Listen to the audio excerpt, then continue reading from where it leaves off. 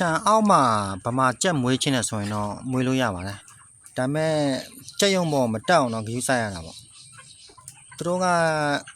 မြေကြီးမှာတွားလိုက်ကြက်ရုံပေါ်တက်လိုက်ဆိုရင်တော့အဆင်မပြေဘူးဘာဖြစ်လို့ဆိုတော့သူကမြေကြီးမှာလိုက်တွားတော့ယောဂပိုးတွေကသူတို့ခြေထောက်မှာကပ်ပါလာတယ်ကြက်ရုံပေါ်ခုံတက်တဲ့ခါကျရင်သူတို့ယောဂပိုးတွေပါလာတာပေါ့အဲ့ခါကျရင်အပေါ်ကကြက်တွေကနှုတ်တဲ့ခါကျတော့ကူးမှာပေါ့ကူးမှာကြောက်လို့တော်တော်များများတော့မမွေးကြအောင်သူကြက်ကိုဗမာကြက်တွေမွေးမဲ့ဆိုကျွန်တော်ဘဲဖြစ်မန္တာလီဖြစ်အဲ့လိုမျိုးတွေမွေးရင်တော့ပိုကောင်းတာပေါ့ဒါပေမဲ့ချမ်းမှာအောက်မှာ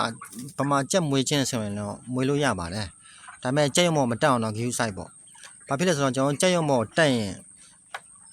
ယောဂပိုးတွေပါတယ်လေကျွန်တော်တို့အောက်မှာစီးတဲ့လူတော်မှအောက်မှာစီးတဲ့ဖက်နဲ့ကြက်ရုံပေါ်တက်လို့မရအောင်လေ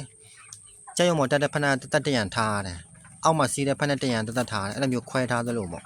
အောက်အဓိကတော့အောက်ယောဂပိုးတွေပါမှာကြောက်လို့သူတို့ကအပေါ်ခုံတက်တယ်အစာတက်စားတယ်အဲ့လိုမျိုးတွေပေါ့ညာဘက်အိတ်တန်းတက်ရင်လည်း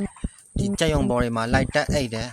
အဲ့လိုမျိုးတွေကြောင့်တော်တော်များများတော့မမွေးကြအောင်ဒါပေမဲ့ကိုကမွေးရှင်းနေဆိုရင်တော့ကြက်ရုံပေါ်မတက်အောင်တော့ဂရုစိုက်နိုင်မှရမယ်အဲ့လိုဆိုရင်တော့မွေးလို့ရပါတယ်